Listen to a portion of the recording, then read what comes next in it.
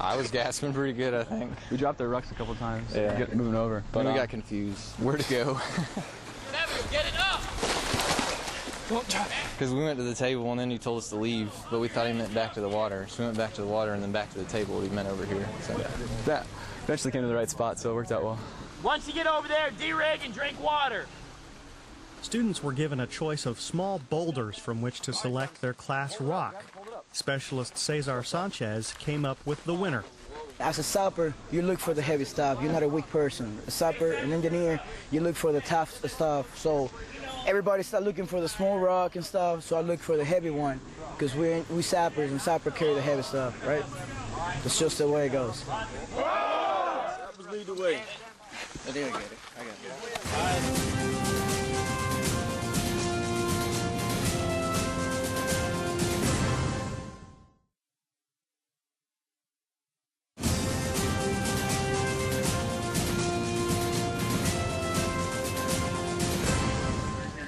Are you milling about just simply to look busy?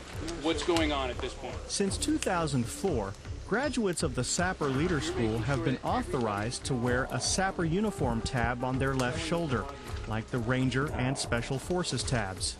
In the engineer world, it shows quite a bit. It's equivalent to a Ranger tab in the infantry. It's something that separates you, showing they don't exceed the training standards. The tab is so prized, soldiers are willing to go through the demanding 28-day course more than once to earn it.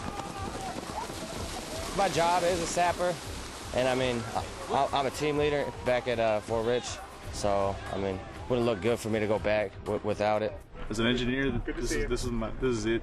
This is all I ever wanted to do, and now I'm here, and I didn't make it the first time. That's why I couldn't go back to my company without a tab. The term sapper is an old one. It goes back to the 14 and 1500s. Dr. Larry Roberts is chief historian for the engineer school. The sapper is actually a siege warfare term. Goes back to the days of the invading army laying siege to the castle or the fortress or whatnot. In the process of doing that, you would dig approach trenches to get up next to the wall. Those approach trenches were called saps, and the people who dug them were called sappers. The Engineer Museum at Fort Leonard Wood houses dioramas and displays depicting the history of American military engineers. At the Battle of Yorktown, where the British surrender clinched America's independence, a company of miners and sappers worked on field fortifications and joined the key assault as infantrymen. The American Civil War engineers built roads, bridges, and fortifications, and played a famous role in the siege of Petersburg, Virginia. They tunneled under Confederate lines, dug out a chamber, and filled it with gunpowder. The ensuing explosion created a huge crater. And ultimately, a good section of the Confederate line disappeared. World War I saw an evolution of the role of all combat engineers. The sapper became a key figure.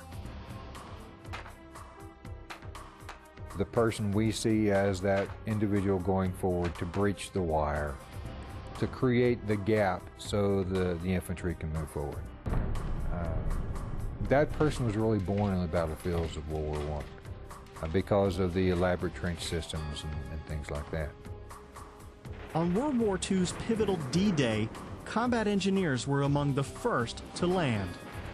Because it was their chore to blow gaps in the beach obstacles that would allow the landing craft to come in and discharge the infantry troops. So they had a monumental role, and they took monumental casualties. In World War II, the combat engineer also encountered a new responsibility, the landmine. That becomes a huge, huge role in World War II. And that role will carry forward into Korea and to an extent even Vietnam. And in Vietnam, there was a new threat to contend with, tunnel systems where guerrillas could hide and store weapons. The term sapper came back into use in the Corps of Engineers after Vietnam. I think the reason why it reemerged is we had a lot of senior leaders in the regiment who had time in Vietnam.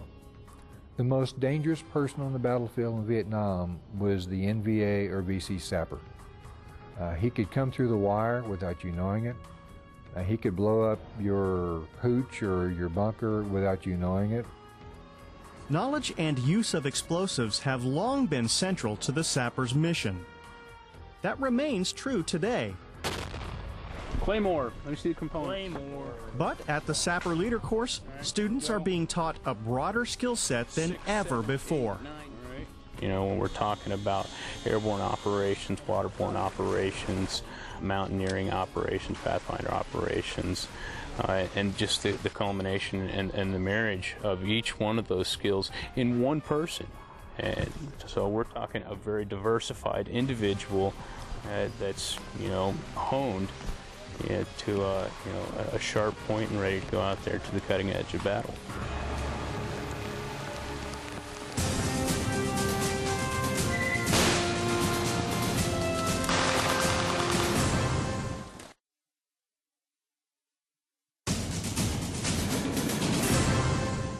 You got like 5 minutes to square this doggone patrol away, or we'll blow you out of here and we'll start it off again. Roger? Yes, sir. You on the clock. Day 3 of the Sapper Leader course's field training exercise, a long-range patrol through a rugged stretch of the Ozark Mountains. It's a grueling 4-day ordeal with little food or sleep. It's also the student final exam, and it must be passed if they're to earn a Sapper tab. I'm gonna tell y'all what, it's on you. You're writing your own grade today. You might want to be squared away today, all of you. We have to enforce the standards as NCOs here, and that's exactly what we're gonna do. Now, there's different ways that you can do it. I just have my ways of doing it. Some people are softer and gentler. I'm kind of not that way. Hey, platoon song.